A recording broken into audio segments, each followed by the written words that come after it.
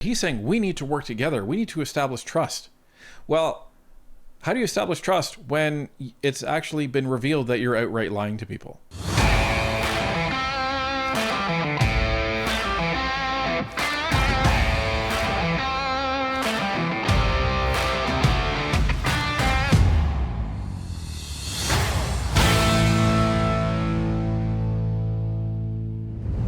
First, Stephen Guilbeault's resignation, then the BC caucus refusing to show up to work.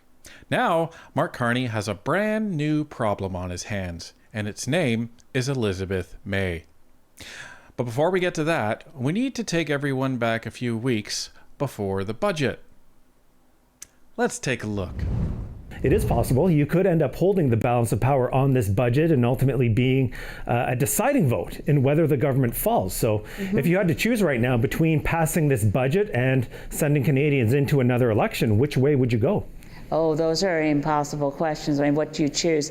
I told the government House Leader Steve McKinnon when he, at one point, this was before I'd read the budget, before it had been tabled, and he said, well, you mean you'd vote for an election? I said, no, I wouldn't vote for an election. I don't want an election. But if your budget includes big increases and supporting the fossil fuel industry, supporting more emissions, I'm going to vote for my granddaughter's future. And that's not something, I'm not going to compromise on what future generations have to tolerate on this planet when we, in our generation, in our time, right now, have the opportunity to make the right choices. So I don't want an election, but I'm not going to abandon my grandchildren. Okay, so the reason why I let that go as long as I did wasn't to give anyone additional perspectives that they don't already know, but it was just to illustrate Elizabeth May and how passionate she was about talking about this, and that it was unacceptable to vote for a budget that would put her grandchildren in jeopardy, and that's her whole focus, etc., etc., etc. So she mentioned that she was having conversations with Steve McKinnon, and it was interesting that Steve McKinnon gave her the same tropes that he did to the Conservative Party in the House of Commons, but also not surprising. Oh, if you're not voting for this budget, then you're voting for an election. If you're not voting for this budget, then you're voting against Canada. Like, this is the ultimatum that they always want to throw out, and they wanted to guilt everybody into. So, little time goes by, and then what ended up happening is Mark Carney sends none other than Stephen Guilbeault over to have a chat with Elizabeth May to secure her vote for the budget. I heard a firm commitment to something I hadn't heard before from Mark Carney, Prime Minister, that I'd heard previously from Mark Carney, former Governor of the Bank of Canada, former Governor of the Bank of England, former Special Envoy for Climate Finance to the Secretary General of the United Nations. I heard a firm commitment we will meet our Paris targets. That requires action very soon, because the first target we're going to hit is 2030 and then 2035. Legally binding treaty commitments, and a commitment to do far more that we've heard in the budget with funding for the Kunming Montreal commitments to nature, to stop beating up on Mother Earth and start the process of CPR. So, against what I had expected to say to you today, I'm going to vote yes. For the country, for the planet, and for my hope in the future. The Liberals can't count on me voting confidence in the government again without delivering on the words I heard. Just as passionate, just as hopeful, Elizabeth May announces to the nation that she's going to be voting yes for the budget. And she dramatically stands up and votes in favor of the budget, celebrates the aggrandizement that the Liberal Party is giving her, and doesn't realize she may be getting played in the process.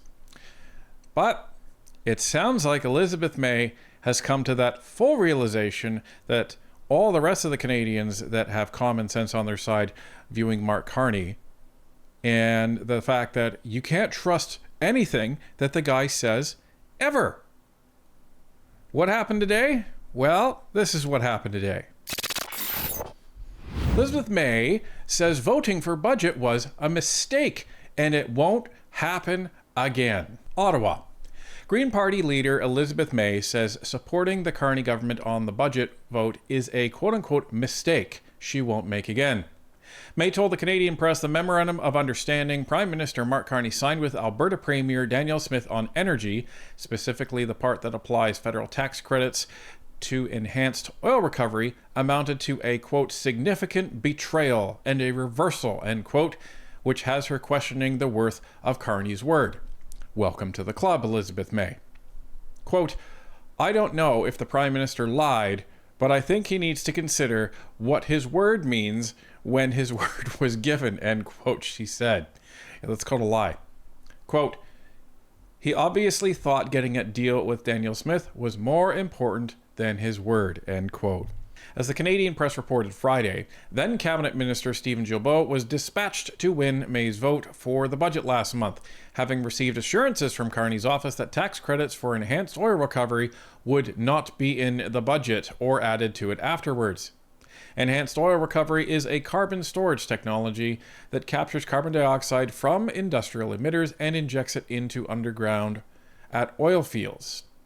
That increases pressure and pushes more oil out of the rock while the carbon dioxide is trapped underground.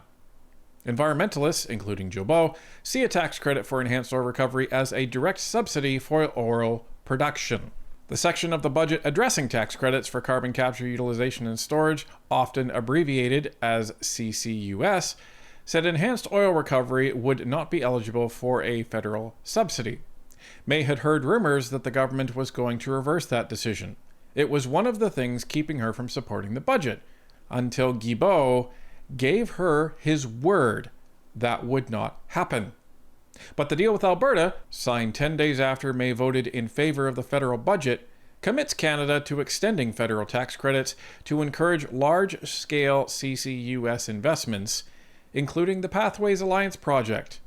Quote, and enhanced oil recovery in order to provide the certainty needed to attract large additional sources of domestic and foreign capital, end quote.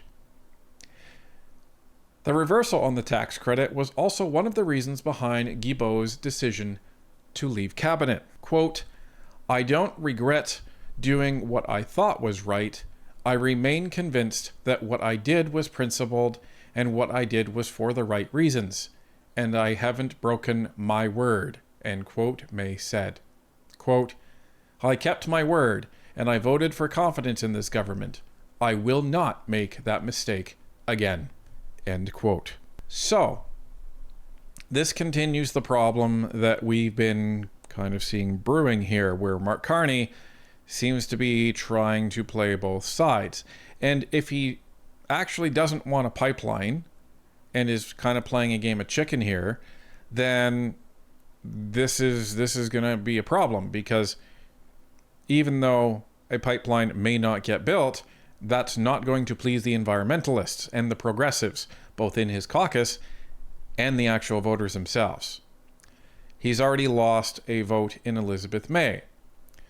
Okay, well, if that was worth it, not even a year into you being prime minister, I guess that's only for Mark Carney to say, and only he knows. Either way, he's really going to tick off a bunch of people.